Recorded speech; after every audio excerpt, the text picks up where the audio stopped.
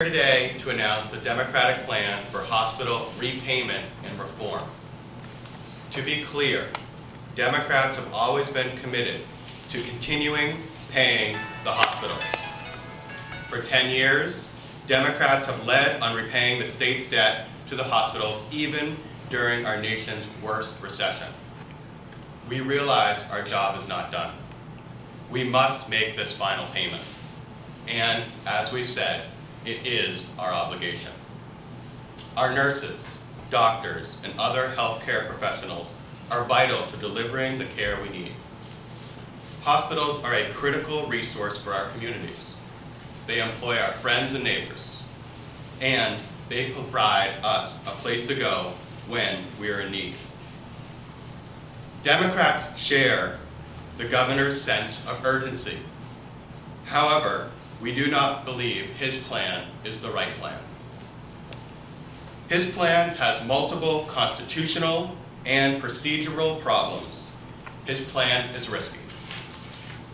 Simply, it borrows money to pay for debt, and for worse, it counts the chickens before they hatch by gambling taxpayer money on Wall Street. This is not responsible. His plan also does not set a date to pay back the hospitals. Democrats have a better plan. And today we're here to announce our plan. A plan that is straightforward, doesn't assume any risk for the people of Maine, and will pay back the hospitals in full and timely. As we've said, the state's liquor business is worth at least $400 million. This asset requires careful consideration and deliberation, and it's one that offers opportunity. Under the Democrats' repayment plan, we will do four things. We will pay back the hospitals in full. We will pay back the hospitals by a certain date. We will pay off the hospitals without borrowing from Wall Street or asking the taxpayer to assume any risk. And finally, we will pay off the hospital in a way that avoids constitutional challenge. So how will we do this in a way that works? First, we will pay off the hospital in full by requiring an upfront payment from the winning bidder for our state's $400 million liquor business.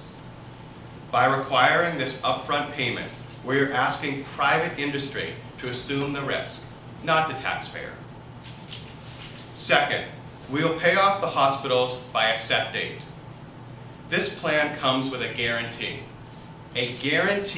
that the hospitals will receive their money by September 30th of this year.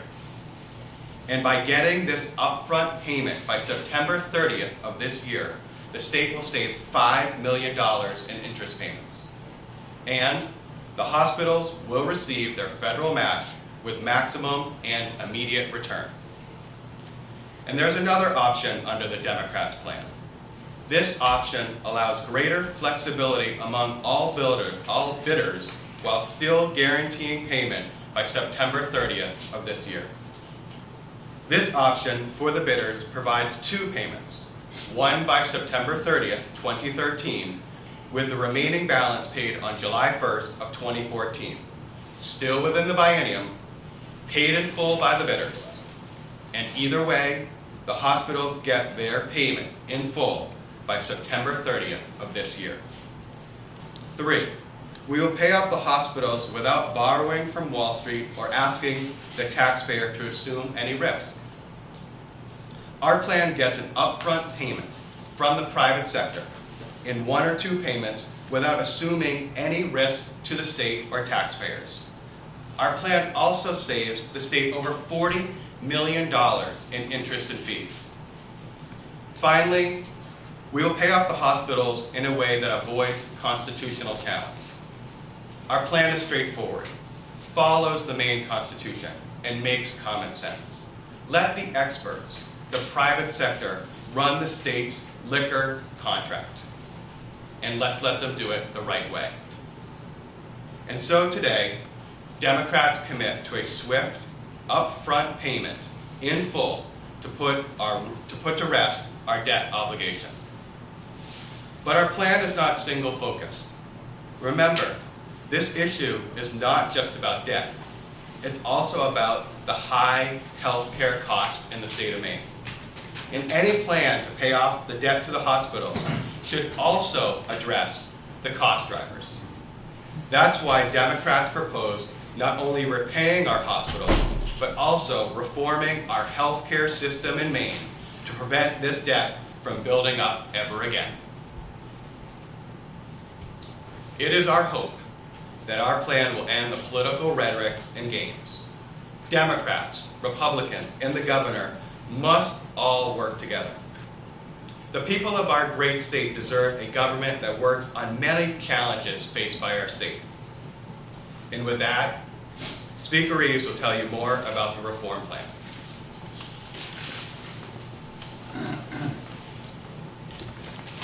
Thank you, Mr. President.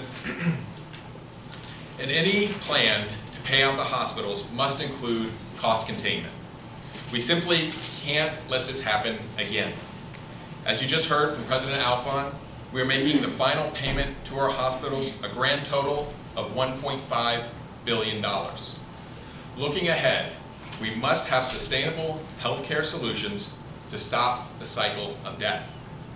Our plan not only pays the hospitals upfront without risk, it also puts in place 3 key cost containment mechanisms to reform the system and bring down costs to prevent us from ending up here again. We can achieve this, and here's how. First, that means transparency in medical billing and administration. Just like we need to pay our bills, we need to know what's in our bills. Going forward, we need to understand exactly what we're paying for and why. From Band-Aids to boardrooms and aspirins to x-rays, consumers have the right to know how their health care dollars are being spent. We need to look closely at the costs of hospitals and health systems, how that cost is determined, and how that translates into charges for all of us. The Time magazine article was recently written which illustrates the need to understand our billing and the transparency within our system, and we're all concerned when we see an in-depth report saying hospitals are charging $77 for a box of gauze. Second, we need payment reform and care management. What does that mean? It means when we pay, we make people healthy, not profit from the number of tests. We should be paying for the quality of service and outcomes, not the quantity of tests provided. It also means that we deliver care more efficiently. What does this mean? It means better coordinating care. We all know that our sickest, our disabled, our elderly require more care, generating greater costs. We need to get better about delivering care to them. And third, we know simply cutting people from health care does not save us money. In fact, medical costs just go up. Instead, we have a choice. We have an opportunity where we can make sure 70,000 more Maine people will have a doctor, which will save expense for the hospitals and the state. To do so, we have to accept the federal dollars ready and waiting for us. If we don't, those dollars will go to other states. An opportunity will be missed. We must accept these federal dollars from the Affordable Care Act to get health care to more Maine families and businesses. To do anything less is fiscally irresponsible and morally wrong. What's at stake is a family doctor for every family. Other states around the country, including states with Republican governors, have put politics aside to do what's right for their people. If we accept these federal dollars, we can and will save $690 million over the course of a decade.